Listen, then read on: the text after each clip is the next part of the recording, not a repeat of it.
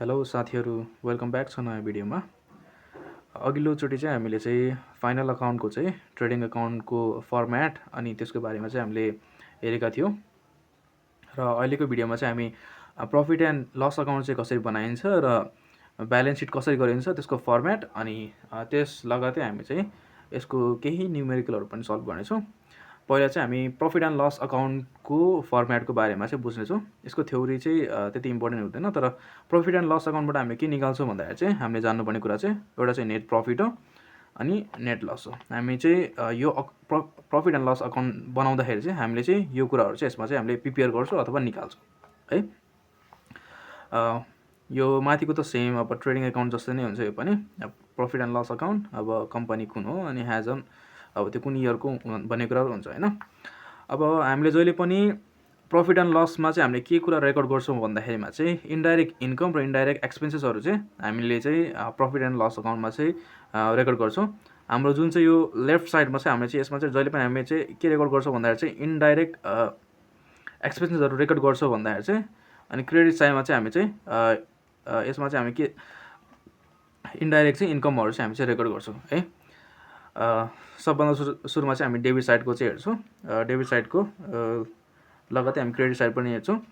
अनि क्रेडिट साइडमा चाहिँ हामीले सबभन्दा सुरुमा लेख्नुपर्ने के हुन्छ भन्दाखेरि यदि चाहिँ हामीले चाहिँ ट्रेडिङ अकाउन्टमा चाहिँ यदि हामीले ग्रस लस निकालेको छौँ भने चाहिँ हामीले त्योलाई चाहिँ हामीले केमा राख्छौँ, डेबिट साइडमा ग्रस लस भनेर चाहिँ यसरी राख्छौँ। यदि चाहिँ ग्रस प्रफिट निकालेको छ भने चाहिँ हामीले चाहिँ ग्रस प्रफिट भनेर चाहिँ हामीले चाहिँ जुन चाहिँ त्यो चाहिँ क्रेडिट साइडमा राख्छौँ। त्यसो लगतै जस्तै स्यालेरी अकाउन्ट होइन, ब्याड डेट अकाउन्ट यस्तो खालको अकाउन्टहरू आयो भने पनि हामी केमा राख्छौँ, यसलाई चाहिँ डेबिट साइडमा राख्छौँ। And to provision for bad debt यो चाहिँ हामीले यो चाहिँ दुई ठाउँमा राख्छौँ, हामीले डेबिटमा पनि राख्छौँ र क्रेडिट साइडमा पनि राख्छौँ। यदि चाहिँ हामीलाई क्वेसनले एडिसनल इन्फर्मेसनमा चाहिँ प्रोभिजन फर ब्याड डेट भनेर दियो भने चाहिँ हामीले चाहिँ त्यसलाई चाहिँ कुन साइडमा रेकर्ड गर्छौँ, त्यसलाई चाहिँ हामीले डेबिट साइडमा रेकर्ड गर्छौँ। यदि क्वेसनले हामीलाई चाहिँ बक्समा जुन चाहिँ हाम्रो टेबलमा चाहिँ हामीले चाहिँ ट्रायल ब्यालेन्स दिएको हुन्छ त्यो चाहिँ हामीले प्रोभिजन फर ब्याड डे भनेर चाहिँ यदि बक्समा दियो भने चाहिँ हामीले त्यसलाई के साइडमा रेकर्ड गर्छौँ भन्दा चाहिँ क्रेडिट साइडमा चाहिँ रेकर्ड गर्छौँ। यो कुरामा चाहिँ हामीले धेरै जान्नुपर्ने। यदि चाहिँ एडिसनमा दियो भने चाहिँ हामीले ब्याड डेट चाहिँ केमा प्रोभिजन फर ब्याड डेट चाहिँ डेबिट साइडमा चाहिँ रेकर्ड गर्छौँ, तर प्रोभिजन फर ब्याड डेट चाहिँ हामीलाई त्यो क्वेसन ट्रायल ब्यालेन्समा चाहिँ बक्समा दिएको खण्डमा चाहिँ हामीले चाहिँ त्यसलाई चाहिँ क्रेडिट साइडमा चाहिँ रेकर्ड गर्छौँ। त्यसै लगतै चाहिँ अनि यदि चाहिँ रेन्ट दियो भने, इन्सुरेन्स दियो भने, ट्याक्स दियो भने होइन, अनि इन्ट्रेस्ट अन लोन, डेप्रिसिएसन होइन यति भनेर दिएको हुन्छ, डेप्रिसिएसन 10% 5% भनेर दियो भने चाहिँ हामीले चाहिँ यो चाहिँ डेबिट साइडमा चाहिँ रेकर्ड गर्छौँ है। ट्राभलिङ एन्ड एडभर्टिजमेन्ट भनेर दिन्छ। अनि commission and discount, commission and discount पनि यदि चाहिँ डिस्काउन्ट र कमिसन चाहिँ यदि क्रेडिट साइडमा दिएको छ भने त्यसलाई क्रेडिट साइडमा रेकर्ड गरिदिने, तर यदि चाहिँ त्यो कमिसन एन्ड डिस्काउन्ट भने चाहिँ डेबिट साइडमा दिएको छ भने त्यसलाई चाहिँ डेबिट साइडमा चाहिँ रेकर्ड गरिदिने है। अनि अब अडिट फीहरू हुन्छ होइन, अनि स्टेसनरी अनि प्रिन्टिङहरूको कुराहरू हुन्छ, लिगल एन्ड जेनरल एक्सपेन्सेसको कुराहरू हुन्छ, अनि ब्याङ्क चार्जहरू हुन्छ, अनि अरू फीहरू हुन्छ। त्यो चाहिँ हामीले चाहिँ कुन साइडमा रेकर्ड गर्छौँ भन्दाखेरि चाहिँ प्रफिट एन्ड लसको चाहिँ डेबिट साइडमा। अनि टु रिपेयर यति कुरा हामीले जान्यो भने चाहिँ हामीलाई चाहिँ इक्जाममा आउने जति चाहिँ हामीले चाहिँ यसबाट चाहिँ आउँछ है। यो सबै कुरा चाहिँ हामीले चाहिँ केमा रेकर्ड गर्छौँ, डेबिट साइडमा। र इन्कम जति पनि इन्कम आएको हुन्छ, इन्ट्रेस्ट अन इन्भेस्टमेन्ट होइन, अदर इन्कम, कमिसन होइन, अर्को चाहिँ रिसिभमा पनि के हुन्छ, रेन्टहरू रिसिभ भएको हुन्छ, कहिलेकाहीँ डेबिटहरू रिसिभ भएको हुन्छ, त्यो कुरा पनि हामीले केसमा रेकर्ड गर्छौँ, प्रफिट एन्ड लसको क्रेडिट साइडमा चाहिँ हामीले रेकर्ड गर्छौँ है। अब यो नेट प्रफिट कसरी निकालिन्छ, नेट लस कसरी निकालिन्छ त्यो त हामी सबैलाई थाहा छ। जुनको सबैभन्दा बढी हुन्छ हामी त्यो टोटललाई चाहिँ हामी बोथ साइडमा लेख्छौँ। इफ क्रेडिट साइड धेरै छ र डेबिट साइड थोरै छ भने चाहिँ हामी त्योबाट हामी नेट प्रफिट निकाल्छौँ। यदि चाहिँ डेबिट साइड बढी छ तर क्रेडिट साइड कम छ भने चाहिँ हामी चाहिँ नेट लस चाहिँ निकाल्छौँ। यसरी चाहिँ हामीले चाहिँ प्रफिट एन्ड लस अकाउन्ट चाहिँ हामीले निकाल्न सक्छौँ। र प्रफिट एन्ड लस चाहिँ यसको फर्मेट घोक्नको लागि चाहिँ यहाँ चाहिँ एउटा आफैले पनि पढ्दाखेरि सिकेको कुरा हो। यो चाहिँ हामीले चाहिँ कसरी घोक्थ्यो भन्दाखेरिमा चाहिँ यहाँ चाहिँ एउटा चाहिँ सिम्पल छ, यो 3वटा स्टेपमा छ। 3वटा स्टेपमा चाहिँ यो कसरी घोक्ने, यो डेबिट साइडको कुराहरूलाई चाहिँ होइन रमाइलो तरिकाले चाहिँ हामीले घोक्न पनि सक्थ्यो है। त्यो चाहिँ हामीले चाहिँ के तरिकाले लेखेको छ भन्दा स्यालेरी नपाउँदा चाहिँ ब्याड डेट र प्रोभिजन फर ब्याड डेटले चाहिँ रेन्ट, इन्सुरेन्स, ट्याक्स र इन्ट्रेस्ट तिर्न चाहिँ सकेन है। त्यो तरिकाले चाहिँ हामीले चाहिँ यो salary, bad debt, provision for bad debt है, अनि त्यसपछि यो रेन्ट इन्सुरेन्स ट्याक्सलाई चाहिँ यतिलाई चाहिँ हामीले चाहिँ यो यतिमा चाहिँ राखेर चाहिँ मैले चाहिँ यसरी घोक्थेँ पहिला चाहिँ। यदि चाहिँ त्यो चाहिँ नबिर्सिने तरिका हो, हामी चाहिँ त्यसरी पनि घोक्न सक्छौँ है। त्यसै गरी यहाँ तल पनि छ, यो चाहिँ हेरेर चाहिँ पढ्न सक्छौ है तिमीहरूले पनि। यति नै हो प्रफिट एन्ड लस अकाउन्टमा चाहिँ जान्नुपर्ने कुरा। यति फर्मेट यति कुरा याद भयो भने चाहिँ तिमीहरूको चाहिँ प्रफिट एन्ड लस अकाउन्टमा चाहिँ अब कति मार्क्सको आउँछ, 2 मार्क्स आयो भने 3 मार्क्सको आयो भने चाहिँ यसमा चाहिँ 3 मा 3 चाहिँ आउँछ है। यदि यो फर्मेट चाहिँ याद राख्यो भने चाहिँ राम्रोसँग चाहिँ। र यसै गरी चाहिँ हामी चाहिँ प्रफिट एन्ड लस अकाउन्ट बनाइसकेपछि चाहिँ हामीले ब्यालेन्स सिट बनाउनु पर्ने नै हुन्छ। ब्यालेन्स सिटको पनि म थोरै भनिदिन्छु। अनि ब्यालेन्स सिट सकिएपछि चाहिँ हामी चाहिँ एउटा के पनि गर्छौँ, एउटा चाहिँ क्वेसन्स पनि हामी चाहिँ सल्भ गर्छौँ है।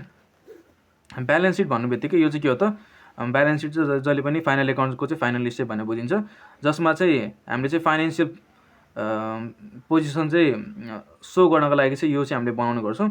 यसमा चाहिँ के हुन्छ भन्दाखेरि चाहिँ एसेट्स र क्यापिटल्स र लायबिलिटी चाहिँ हुन्छ है यसमा चाहिँ। अब हाम्रो यो लेफ्ट ह्यान्ड साइडमा चाहिँ क्यापिटल्स एन्ड लायबिलिटिजको छ, राइट ह्यान्ड साइडमा चाहिँ हाम्रो एसेट छ हैन। यसमा जाने कुराहरू भनेको नै यो फर्मेटमा देखाएको जति चाहिँ यो सबै चाहिँ जान्छ है। सबभन्दा सुरुमा चाहिँ जाने भनेको कुरा के हो त, क्यापिटल अब क्वेसनमा दिएको हुन्छ, त्यो क्यापिटल रेकर्ड गर्ने। अब एडमा चाहिँ हामीले के रेकर्ड गर्नुपर्छ भन्दाखेरि चाहिँ हामीले प्रफिट एन्ड लस अकाउन्ट बनाउँदाखेरि हाम्रो नेट प्रफिट आएको थियो कि नेट लस आएको थियो। यदि चाहिँ नेट प्रफिट आएको थियो भने हामीले यसमा जोड्नु पर्यो, क्यापिटलसँगै जोड्ने। यदि चाहिँ नेट लस आएको छ भने चाहिँ हामीले चाहिँ घटाउनु पर्ने हुन्छ है। र लेस चाहिँ अब ड्रइङ छ, यदि चाहिँ क्वेसनमा ड्रइङ दिएको छ भने हामीले लेख्नु पर्यो, यदि दिएको छैन भने चाहिँ नलेख्ने। अनि जुन चाहिँ क्यापिटल्स हुन्छ, यदि प्रफिट थियो भने चाहिँ हामीले जोडेर चाहिँ यहाँ लेख्छौँ त्यसको टोटल अमाउन्ट। यदि चाहिँ लस थियो भने चाहिँ यो दुइटैबाट घटाएर चाहिँ हामीले चाहिँ त्यो टोटल अमाउन्ट चाहिँ यहाँ लेख्छौँ। अनि त्यसपछि हाम्रो आउँछ रिजर्भहरू, जेनरल रिजर्भहरू हुन्छ हैन, अब फन्डहरू हुन्छ, सिङ्किङ फन्डहरू हुन्छ। यदि यो क्वेसनले दिएको छ भने चाहिँ हामीले यसलाई चाहिँ यहाँ रेकर्ड गर्छौँ क्यापिटल्स एन्ड लायबिलिटिजमा चाहिँ। त्यसपछि आउँछ हाम्रो लङ टर्म लोन हैन, ब्याङ्क लोन भन्छ, डेप्टर्स भन्छ, डिभेन्चर्स भन्छ हैन। त्यसपछि long term loan and bank loan भन्छ है। त्यो कुराहरू चाहिँ हामीले चाहिँ यसमा रेकर्ड गर्छौँ। जे भने पनि हामीले रेकर्ड भनेको नै यसमै हो। अनि त्यसपछि आउँछ सन्ड्री क्रेडिटर्स, अब क्रेडिटर्स हैन, बिल्स पेएबल है भनेर आयो भने चाहिँ हामीले चाहिँ यसमा रेकर्ड गर्नुपर्ने हुन्छ है। अनि ब्याङ्क ओभरड्राफ्ट, अनि आउटस्ट्यान्डिङ एक्सपेन्सेस हैन, एडभान्स इन्कम, अर्न इन्कम भन्ने हुन्छ। यो कुराहरू चाहिँ हामीले कुन साइडमा रेकर्ड गर्छौँ भन्दाखेरि चाहिँ क्यापिटल्स एन्ड लायबिलिटिजमा। अनि त्यसै गरी एसेट साइडमा चाहिँ जहिले पनि हामीले सबभन्दा सुरुमा चाहिँ के रेकर्ड गरिदिनुपर्छ भन्दाखेरि चाहिँ हामीले ट्यान्जिबल र इन्ट्यान्जिबल एसेट्स भनेर पढेको थियो नि हैन। सुरुमा चाहिँ हामीले इन्ट्यान्जिबल एसेट्स लेखिदिने, जसमा चाहिँ हुन्छ गुडविल, कपिराइट, ट्रेडमार्क, पेटेन्ट हैन। यो कुराहरू चाहिँ खासै दिएको त हुँदैन, तर कहिलेकाहीँ दियो भने चाहिँ सुरुमा हामीले त्यो रेकर्ड गरिदिने। त्यसपछि आउँछ हाम्रो फिक्स एसेट्सहरू हैन। फिक्स एसेट्सहरू चाहिँ के हुन्छ भन्दा जस्तै land and building, plant and machinery हैन, फर्निचर्स हैन। यो चाहिँ यो कुराहरू चाहिँ हामीले चाहिँ रेकर्ड गरिदिने। त्यसपछि आउँछ इन्भेस्टमेन्ट हैन। इन्भेस्टमेन्ट सबभन्दा सुरुमा त अब थाहा भयो हैन।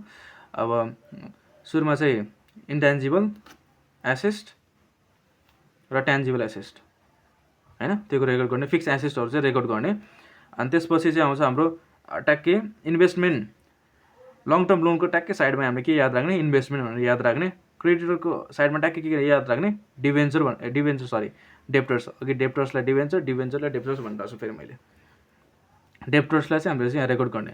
ट्याक्कै त्यसकै अपोजिट के हुन्छ फेरि, बिल्स पेएबल छ भने यहाँ फेरि के हुन्छ, बिल्स रिसिभेबल हैन। अकाउन्ट पेएबल भन्छ, अकाउन्ट रिसिभेबल भन्छ, त्यतिखेर चाहिँ नझुक्किने। यो कुराहरू चाहिँ हामी यहाँ रेकर्ड गर्ने। अनि प्रिपेड एक्सपेन्सेसहरू चाहिँ यसमा रेकर्ड गर्ने हैन। प्रिलिमिनरी एक्सपेन्सेसहरू, ब्याङ्क लोन हैन, ब्याङ्क लोन भनेको छु फेरि, ब्याङ्क ब्यालेन्सहरू चाहिँ यसमा चाहिँ रेकर्ड गर्ने हैन। अनि त्यसपछि क्यास यसमा रेकर्ड गर्ने। अनि त्यसपछि हाम्रो छ एक्वायर्ड इन्कम र क्लोजिङ स्टक दिएको हुन्छ। त्यो कुराहरू चाहिँ हामीले सबै केमा रेकर्ड गर्छौँ, हामी चाहिँ एसेट्स साइडमा चाहिँ हामीले रेकर्ड गर्छौँ। अनि यो दुइटाको चाहिँ एसेट्स र चाहिँ लायबिलिटिज र क्यापिटल चाहिँ के हुन्छ, जहिले पनि इक्वल हुनुपर्छ। यो इक्वल भयो भने चाहिँ हाम्रो चाहिँ एन्सर के हुन्छ, जहिले पनि करेक्ट हुन्छ।